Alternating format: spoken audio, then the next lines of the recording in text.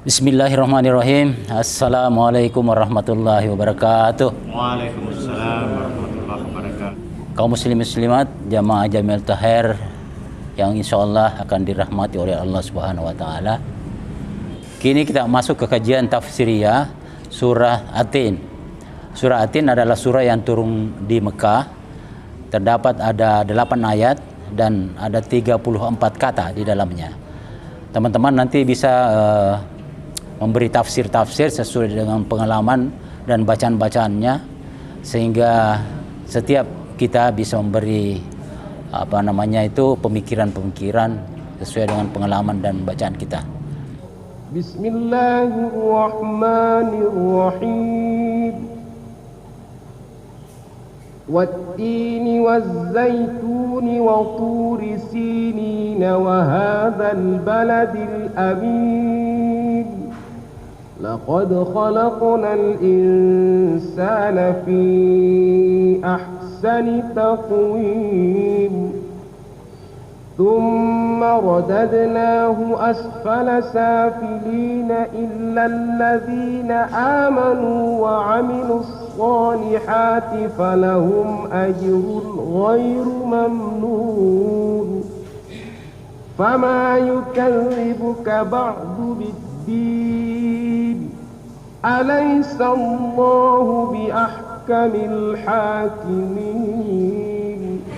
Baiklah, terima kasih. Saya sedikit memberikan penjelasan tafsiriyah mengenai asbabul nuzur dari surat At-Tin ini. Ini sesuai dengan hasil bacaan saya. Saya sudah lupa sumbernya, tetapi surah ini turun karena di zaman Rasulullah Muhammad SAW ada beberapa orang tua yang dipanjangkan umurnya oleh Allah Subhanahu wa taala sampai dia pikun. Nah, sehingga waktu itu ada yang bertanya, bagaimana halnya dengan perkataan dan perilaku orang-orang yang pikun itu? Nah, di lain ayat Allah menjawab bahwa orang yang pikun itu tidak akan dihisap dia punya perbuatan setelah dia pikun. Jadi yang dihisap itu adalah perbuatan dan perkataan yang ketika dia akalnya sehat. Nah, itu dia punya salah satu asbabul nuzul daripada surat At-Tin ini. Menyambung apa yang disampaikan oleh Pak Ismail.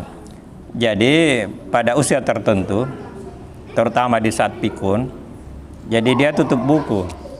Jadi apapun yang dilakukan itu sudah tidak berdosa lagi karena memang sudah dalam keadaan pikun, ya, dalam keadaan tidak waras.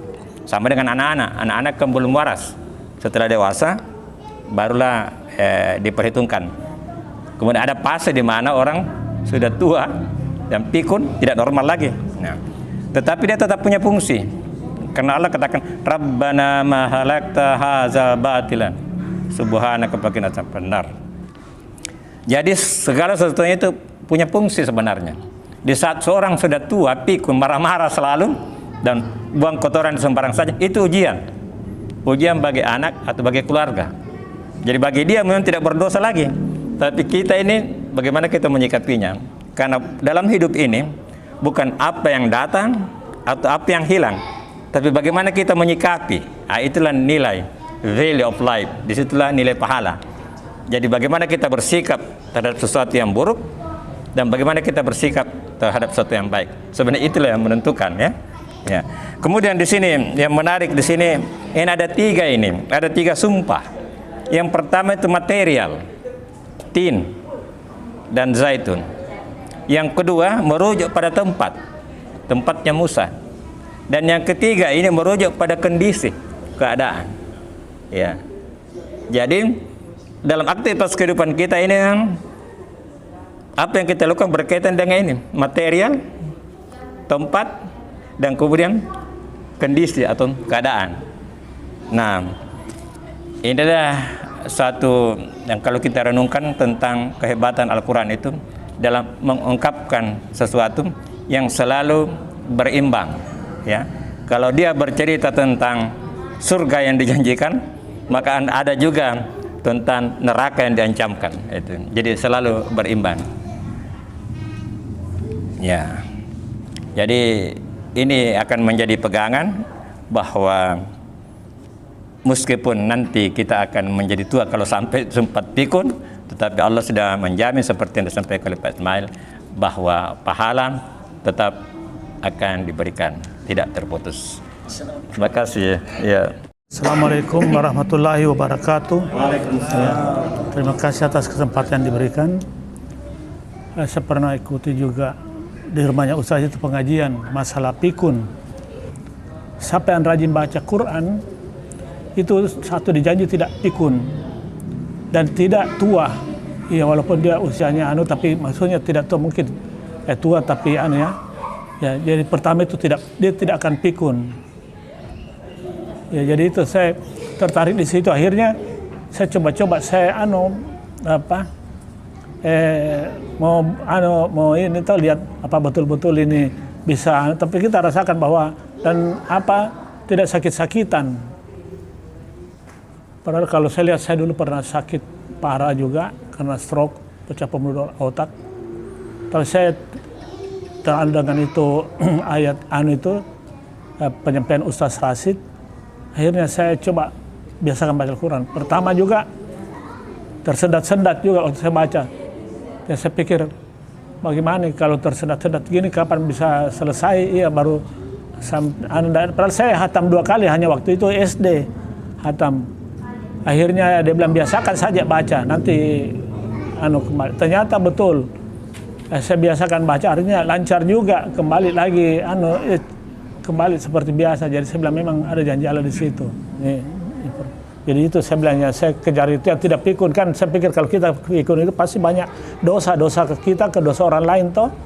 Apa itu dosa dikeluarkan. Kalau itu kalau kita pegang kotoran apa toh, karena saya banyak lihat itu keluarga dulu waktu pikun sembarang dia dimarahi biasa sama anaknya marahi, kemanakannya marahi toh, padahal itu di luar kesadarannya. Ya, jadi dia bilang rajin baca Al-Quran salah tidak pikun. Saya tambahkan sedikit sambung dengan Pak Ma'mur tadi mengenai membaca Al-Quran. Saya punya mertua umurnya sekarang 93 tahun. Yang dia kerjakan itu paling rajin memang mengaji. Tidak ada pekerjaannya kan. Jadi dia sholatnya juga ya alhamdulillah rukuk sujudnya masih bisa. Ya. Tapi saya salut itu karena paling rajin mengaji. Assalamualaikum warahmatullahi wabarakatuh. Jadi saya tidak ke pikun tapi ke ayat 4 sama 5. Ya. Di sini Allah berfirman, laqad khalaqnal insana fi ahsani taqwim. Kemudian summa radadnahu fi asfala safilin. Yang artinya kurang lebih sesungguhnya Allah menciptakan manusia yang sebaik-baiknya, kemudian mengembalikan yang serendah-rendahnya. Jadi pertanyaan bodoh saya, kalau memang Allah menciptakan manusia sebaik-baiknya kemudian mengembalikan serendah-rendahnya, jadi untuk apa sebenarnya Allah menciptakan manusia itu?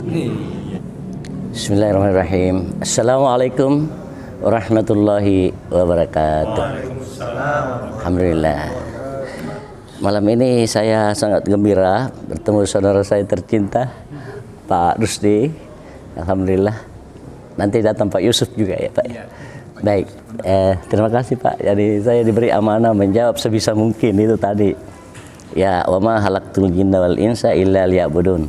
Sebenarnya intinya ialah kita diciptakan itu baik jin maupun manusia hanya untuk menyembah kepada Allah Subhanahu wa taala.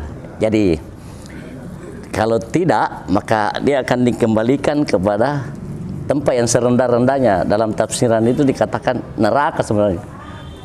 Dia akan dimasukkan ke dalam neraka. Sudah diciptakan yang sebaik mungkin tapi membangkang, mendustakan adanya hari kemudian, maka dia akan dimasukkan ke dalam neraka. Itu tempat yang serendah-rendahnya, bukan semuanya dunia di situ. Ya, jadi dalam beberapa tafsir dikatakan akan dimasukkan ke dalam neraka. Itu saya. Itu tempat yang serendah-rendahnya. Karena dia sudah diciptakan sebaik mungkin, ya, sempurna, lengkap. Wah, paling disebut tadi hebat, lengkap sekali. Kita punya bentuk tubuh yang seimbang, luar biasa, Pak, ya,